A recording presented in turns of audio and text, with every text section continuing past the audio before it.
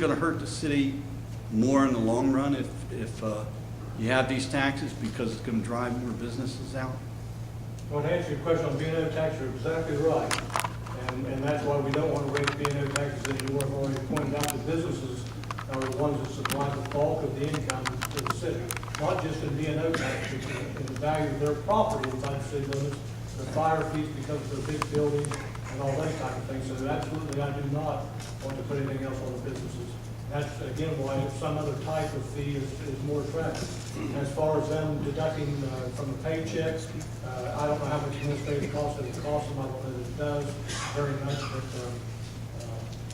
but I tell you what, they would be more satisfied, I would think, than them paying out their margin that you're talking about. Because you're right, B&O tax is a big hit to a lot of them, particularly in a recession. No doubt about it, and I don't want to raise that anymore. Yes?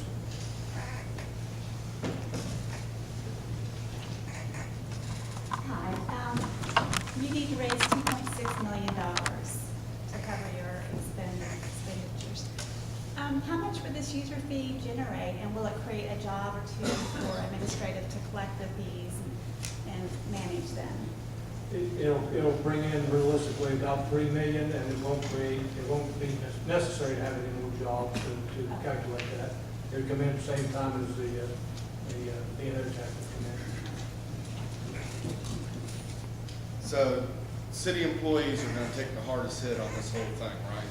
They're going to have They could, a yes. pay freeze plus insurance premiums, and are going to go up, and plus their spouses and them will also have to pay the user fees as well. That's very likely. It's very possible. And those things are all on the table. So we need our fire department, we need our police department, but yet we're going to cut all their salaries and their benefits and stuff, which is going to drive them out, and then we're not going to have them. I've expressed that same fear that we will have an exodus of police officers to Washington County Sheriff's Office. You're exactly right. Am I a proponent of that? No, but that's that's on the table. Those options are on the table. Again, not decided. Those are things that have to be decided by personnel committee of city council, finance committees. The pay freeze really doesn't take effect until July 1st of 2011 because they're in a longevity year right at this point, and open enrollment isn't until April. So that's when that would likely take place, because employees have the opportunity to go back and pick a different, less expensive plan with all kinds of things they can do if in fact city council decides that that's going to happen. But all those things have to be discussed.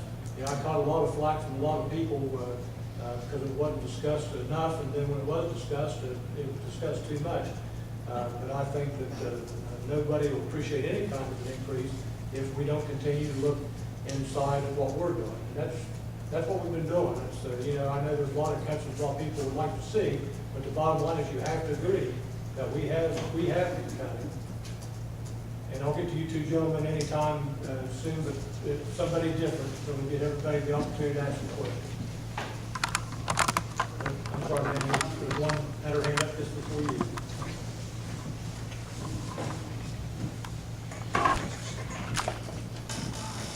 I appreciate you explaining the facts as to what you need to, how much you need to be. I live in Parkersburg. I work in Parkersburg, I drive to Parkersburg, I spend my money in Parkersburg.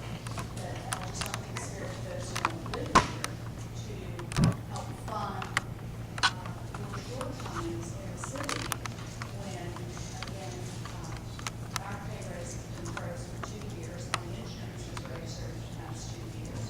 If your budget is 75 a day, and obviously you pick up that slack. Don't disagree with the single word you said. Again, this is what state law allows, and that's all it allows. There's a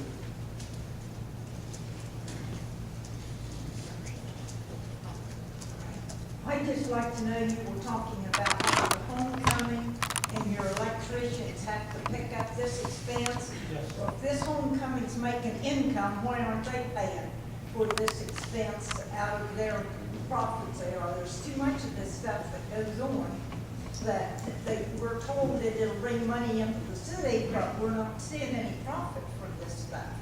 That's that's a long debated issue. You're exactly right. But first of all, homecoming doesn't make any money. I think they're doing better the last couple of years, the hard work of Randy Roberts. But the fact is the city of Parkersburg has always spent upward $40,000 on homecoming overtime, police, some firemen, electrical work. We start working 2 weeks ahead of time on that.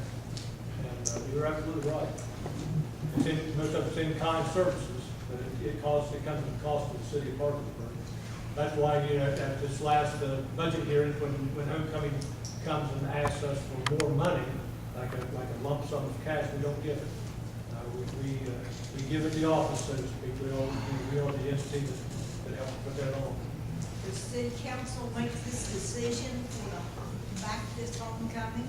Homecoming's been backed by the city of Parkersburg for 25, 30 years, and it's just part of our community service, having police officers and people there. I will tell you this, it's kind of a catch-22. When you have a large crowd like homecoming, you have to have police in there anyhow. You can't have those large crowds and wandering around without police officers working it. So it's not a matter of them making us come.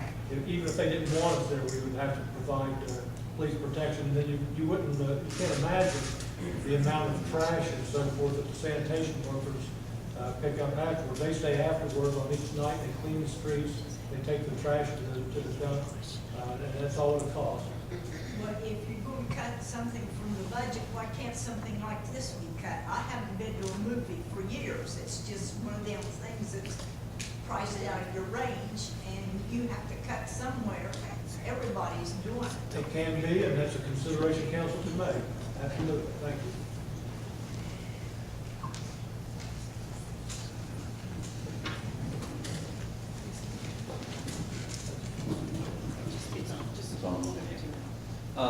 You explained that the cost for all these parks comes from federal or state, somewhere else, not us. Where's the money gonna come from to maintain these parks forever? It's not costing money, it's just in kind. Actually, it's going to be easier to maintain the new park than the old park. Yeah. The other thing we do with Riverfront Park is if it floods, and it does once every couple of years, then we hose the mud off of it. About lighting and all that? Uh, Don't they have to be lit? There'll be a couple of lights there. Lighting won't be expensive, actually. It'll be installed by the contractor. But most of the maintenance will be when it floods, and we already have to mud. I mean, we have a crew that does not just that part of the flood wall. Actually, it'll be less than that once we're done. The earth flood wall, all that in North Parkersburg is all done by the city flood wall board, the city flood wall board. There won't be a great deal of additional, it'll just be by the same people. No more people will be hired or anything else. That gentleman behind you, on side. Here you knew about this since 2008. Why are we looking into buying property like Mall Motors, going to put the new city garage there, the Marble Factory, places like that there?